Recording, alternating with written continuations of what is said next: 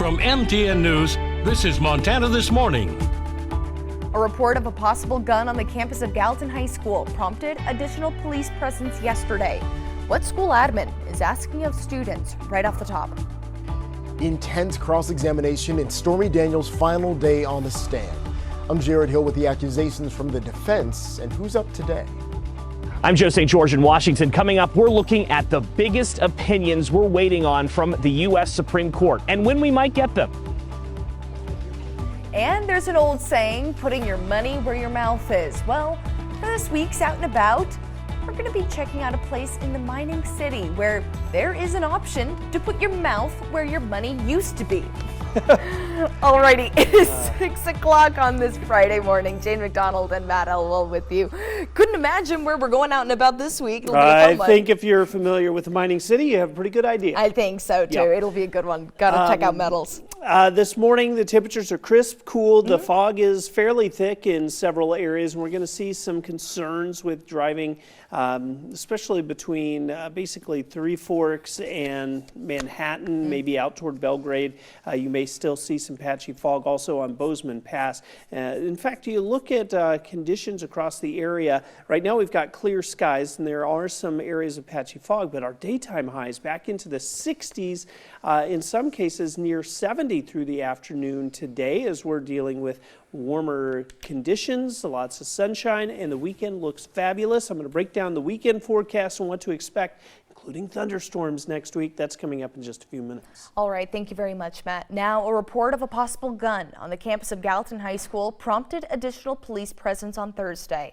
According to a school district email sent to parents and shared with MTN, a student reported a possible gun on campus. School personnel and law enforcement responded immediately, and a weapon was recovered off campus. School officials say the situation remains under investigation, and they are encouraging students to share any information they may have with the resource officer or with school administration. And 2 years after Yellowstone River flooding destroyed Carbella Bridge near Gardner, builders are making steady progress on its rebuild. A new truss bridge will be 2 lanes and capable of supporting heavier traffic and future floods. MTN's Heaven Van visited the work site where officials say they are just completed the truss assembly and they are working to backfilling behind the bridge abutments. These are just some of the last steps of the assembly before the bridge deck is installed later in the month. Construction is anticipated to be complete by September of 2024. And several first responders in Butte were recognized for their life-saving efforts. Butte Silver Bow and A1 Ambulance awarded 26 people with the Copper Heart for saving a victim of a cardiac arrest last year. The first responders who were recognized used CPR training during an emergency call that resulted in the victim surviving. Some first responders received more than one award for their actions last year. It's really special. This is only my 8th month here and been working a lot and able to help out. And this is the 4th year Butte Silver Bow has held this event. Now onto the national scene. Former President Donald Trump's Manhattan criminal trial gets back underway soon with continued testimony from a former White House staffer. Yesterday, star prosecution witness Stormy Daniels pushed back on Trump's lawyers' attempts to paint her as motivated by money during cross-examination. Prosecutors claim Trump falsified business records to hide so-called hush money payments to Daniels to hide an alleged sexual encounter. Trump proclaimed his innocence outside the court yesterday and has denied the encounter. CBS News' Jared Hill has more from New York. Former President Trump, frustrated leaving court Thursday, is due back today. We are so innocent. There's never been anything like it. His one-time White House aide, Madeleine Westerhout, returning to the stand. Westerhout testified Trump was FedExed checks to sign while he was in office. Her testimony follows a second day of tense cross-examination of adult film star Stormy Daniels. She was paid $130,000 by Trump's former fixer, Michael Cohen. According to the prosecution, that money meant to keep her quiet about an alleged sexual encounter with Trump before the 2016 election. Trump denies the encounter and pleaded not guilty to charges that he falsified business records to hide his reimbursement of the payment to Cohen. Trump's lawyer, Susan Nichols, aggressively challenged Daniels' credibility, at one point asking, "You wanted to make more money, right?" Daniels said, "No, that's why I did 60 Minutes for free." You could have gotten paid a lot of money to go public in an Without interview. a doubt, I know for a fact. When Nichols asked if she'd made up the sexual encounter, Daniels responded, "If it was untrue, I would have written it a lot better." The only thing that Stormy Daniels is relevant for is to say that she had a story and she got paid $130,000 for that story. Trump again lashed out at Judge Juan Merchan yesterday after he denied Trump's lawyer's request to amend the gag order. He's a corrupt judge and he's totally conflicted. Their second motion for a mistrial also denied. Jared Hill, CBS News, New York. And also yesterday, the judge told news reporters that they were no longer allowed to take pictures inside of the courtroom. Now, a little bit closer to home, the Montana Department of Public Health and Human Services is urging people to use caution when foraging and consuming morel mushrooms. Now, springtime is a popular time to search for the wild mushrooms, which many consider a delicacy. However, improper identification, handling, and preparation can lead to severe illness and even death. DPHHS highlighted the outbreak of gastrointestinal illness that sickened more than 50 people last year. The illness was linked to undercooked or raw morel mushrooms served at a Bozeman restaurant. Out of the 51 people who became ill, 3 were hospitalized and 2 died. DPHHS says illness from morels may seem rare, but the true numbers may be underreported. DPHHS offers these tips to protect yourself when foraging for morel mushrooms. First, make sure you are consuming true morels. If you are unsure, consult an expert. Choose morels that are dry and firm and avoid storing the mushrooms in plastic bags that can cause them to sweat. Moisture can lead to bacteria growth. Finally, make sure any morels you eat are fully cooked.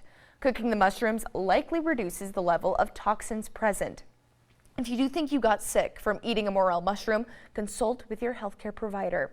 Now on the national scene this morning, the waiting game begins at the Supreme Court for rulings after what has been a consequential year of cases so far at the High Court. With oral arguments over for the term, typically all cases are wrapped up by the end of June. Justices never reveal in advance what opinions will be issued on what day.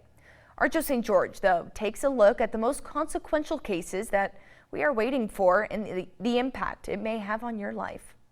May and June are going to be consequential when it comes to legal outcomes in our country. In New York City, we're going to get a verdict in the trial of former President Donald Trump. Here in Washington, the Supreme Court will issue their most consequential opinions, impacting everything from abortion rights to gun rights to how your city tackles homelessness. Biggest case number 1 to watch, mifepristone's future. Referred to by some as the abortion pill, the drug last year was used in more than 6 in 10 abortions performed in the U.S. But a group of anti-abortion doctors claim the drug is unsafe and that the FDA incorrectly approved the drug for certain uses, like allowing it to be mailed. The FDA says it is safe. If the drug is restricted by the High Court, providers may soon have to use other drugs for medication abortions. Biggest case number 2. Will a bump stock ban stay in place?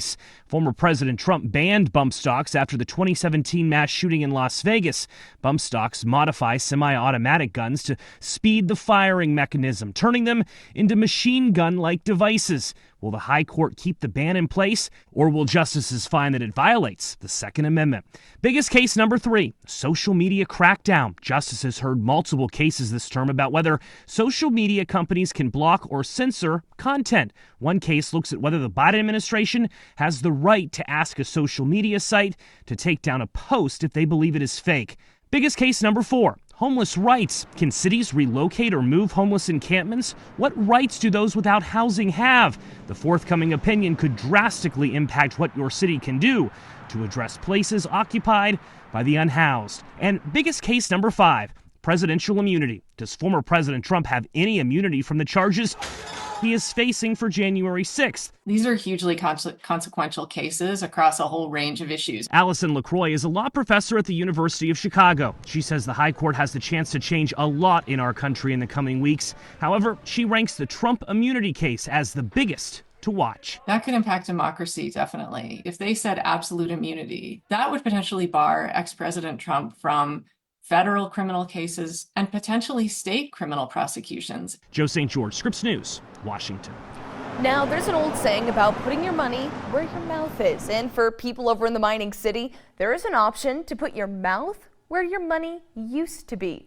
In this week's Out and About, our Luke Shelton takes us to Uptown for a dining experience you can bank on. Hey everyone, Luke Shelton here in Butte for MTN's Out and About. And when I want to get out and about in Uptown Butte, more often than not, I end up on the southwest corner of Park and Main. So Keely, what is your favorite part about working here? Definitely the staff. You know, everybody, it doesn't even feel like you're coming to work when you work here. It's always fun, there's smiles, never a bad day here. Since 1906, the opulent Metals Bank building has been an iconic presence on the Butte skyline. And while today it houses one of the most popular uptown restaurants, for a long time it was, after all, a bank, as evidenced by the mammoth vault that's been converted into a very unique dining area. This used to be my bank when I was a kid, when I had my very first savings account, when my mom and dad would give me a, 50 cents or a dollar bill once in a while. But then in the 70s, the bank moved. In the 80s, the pit closed, and like a lot of uptown businesses, the Metals building fell on hard times. But like the town of Butte, Metals was down but not out. And in the early 2000s, the Euland family looked at the once proud structure and saw potential. My brother Ron says, what do you think about the Metals Bank building? And I says, Uptown Butte, we always liked the history up here. And the rest is history. Metals Sports Bar and Grill has been flourishing since 2007 and has been a big part of the Uptown revitalization. It's great. It's great for Uptown. I mean, there's so many positive things happening. It's an exciting time. I mean, there's more and more that's happening all the time, and it's just great to see. Metals has evolved into a one-of-a-kind place in the mining city, with a diverse menu and an encyclopedia's worth of Montana sports history adorning its walls. But for the staff and patrons of this very Butte establishment, what makes it truly special is the people. Yeah, we're family. I love it, Best happy hour, too. In Butte, Luke Shelton, MTN News. Thank you very much, Luke.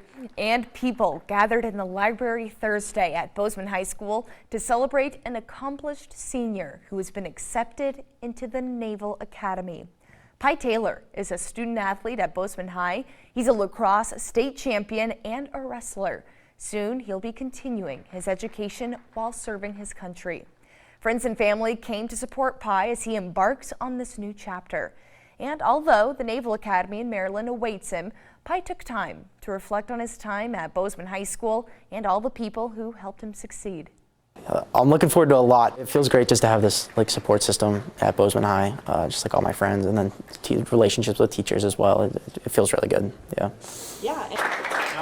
Pi is set to graduate alongside all of his peers on June 1st. That's a big accomplishment. It's huge. Congratulations to Pi. I mean, an absolutely amazing honor. I mean, he's going to do great things. I just know it. Now, we're going to take a short break, but before we do, well, Pi might be going on to great things, but I got to say, this little sneaky guy, he's on my short list. Uh-oh. That's right. Wait for it. It's a coyote. Oh. Now, coyotes, I grew up around them. You can't trust these little things. Boom! They will bat you before you even turn around. This is over at the Fort Worth Zoo down in Texas. They have a little spy cam in some of their enclosures. Well, let's just say this coyote didn't like to be watched. He saw it was Acme. He's tired of Acme spoiling his Roadrunner. Exactly. I mean, meal. He needs every single advantage that he can get. And so if that means taking down the old spy cam, that's exactly what he's going to do. Yeah, I loved it. All right, time for a quick break here on Montana This Morning. Now, you will not want to miss this next story because it's all about Special Olympics Montana. We have been highlighting athletes for a couple of weeks now, but this is a story that is just going to make you smile on our Friday because these athletes, well, they impact people on and off the field. We're going to introduce you to this lovely young lady when we come back.